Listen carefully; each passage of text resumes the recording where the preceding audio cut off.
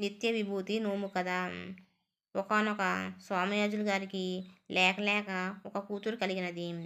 ఆమె అతిగారము మహాగారంతో అరచేతిలో వెన్నపములాగును పెంచి పెద్దదాన్ని చేసి కట్నాలిచ్చి కానుకలిచ్చి భూములిచ్చి మాన్యాలిచ్చి భాగ్యాలిచ్చి అనుకూల వర్ణికి సోమయాజులు గారి ఆడబిడ్డను అతి వైభవంతో పెండ్లి చేసిరి. పెండ్లి పేరంటంలైన కొన్ని రోజులకే పిల్ల పెద్దదైనది.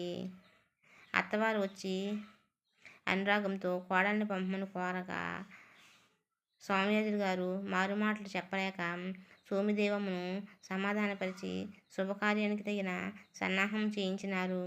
అతి వైభవంతో మహావైభవంతోనూ అమ్మాయికి శుభము జరిగించి అత్తవారింటికి పంపిరి. అత్తవారింట్లో రాజుల చేతి నిమ్మపండు వలె పంజరంలోని రామచిలుకలాగా బహుముద్దుగా బ్రాహ్మణ బిడ్డలా పెరుగుచున్నది. పాలు నీళ్లు కలబోసినట్లు భార్యాభర్తలున్నారు. అన్నీయు బాగున్నావి. కానీ ఈ పిల్లకొక బాధ పట్టుకొన్నది. కట్టిన కోట నచ్చదు, పెట్టిన బొట్టు కుదరదు, ఉన్న సొమ్ములు గిట్టవు, ఏమి కావాలనో ఎరుగదు. ఏదో కావాలని బెంగ. ఉన్నదానితో తృప్తి లేదు, సంతోషమూ లేదు, ఉత్సాహమూ లేదు. సర్వకాల సర్వస్థలు సంతాపమే. అది చూసి అత్తగారు ఒకనాడు వియ్యంకునితో, ఇదేవమ్మా, ఈ బిడ్డ విచారానికి కారణమేమని తెలియ కళ్ళలో పెట్టుకుని కాపాడుకొనుచున్నాము. మాటెత్తుతో లోపం లేకుండా మా రాజకూచి బిడ్డవలే జరుపుచున్నాము అని చెప్పినది. అది విని సోమయాజులంతయును గ్రహించి బిడ్డలో అసంతృష్టి రోగము ప్రవేశించినదని తెలుసుకున్నాడు. వెంటనే ఆయన కూతురి వద్దకేగి, అమ్మా, నిరంతరము సంతుష్టి నిత్యము ఐదతనము కలిగించు నోమొకటి ఉన్నది నోచుకొనుమమ్మా అన్నాడు. అంతకంటే నున్నదా చెప్పవయ్య తండ్రి అన్నదా బిడ్డ. వెంటనే సోమయాజులు బిడ్డచే నోము పట్టించి ఉద్యోపనము చేయించినాడు. రోజుకు ఒక ముత్తైదునకు తలదువ్వి బొట్టు పెట్టి శక్తి కొలిది సకల శృంగారాలు చేసి తాంబూలలిచ్చి దండం పెట్టి పంపుచున్నొక ఏడాది ఇట్లా వ్రతమాచరించిరి.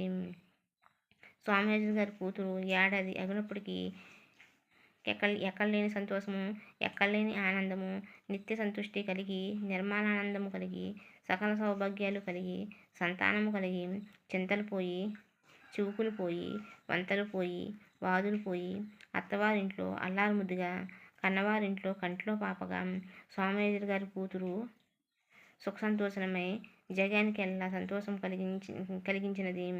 ఆమె పట్టిన నోము జగమెల్లా పట్టెను.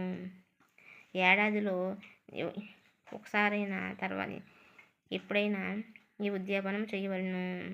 ఎవరైనా సరే తర్వాత అయినా సరే ఉద్యాపనం చేయవలెను.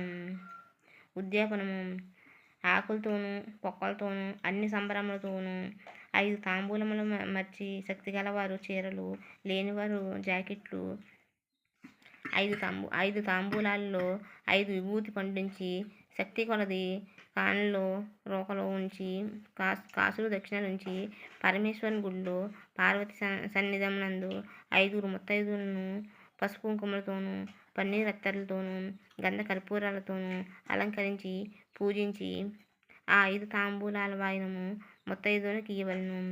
వాయనాలు అందుకున్న వనితలు తాంబూలాల్లో ఉన్న విభూతి పండును తీసి దైవరాయుడైన పరమేశ్వరుని సన్నిధిని ఉంచవలెను. తక్కిన చీరలు, జాకెట్లు, దక్షిణ తాంబూలాలు వారు తీసుకొనవలెను. కథలోపమైన వ్రతలోపం కారాదు. భక్తిలో తప్పినను ఫలము తప్పదు. అక్షతలు తప్పిన 1,00,000 ఐదవ తనము తప్పదు. ఓం నమఃశివాయ. ఈ కథలు స్వయంగా పార్వతీ పరమేశ్వరులు చెప్పిన కథలు.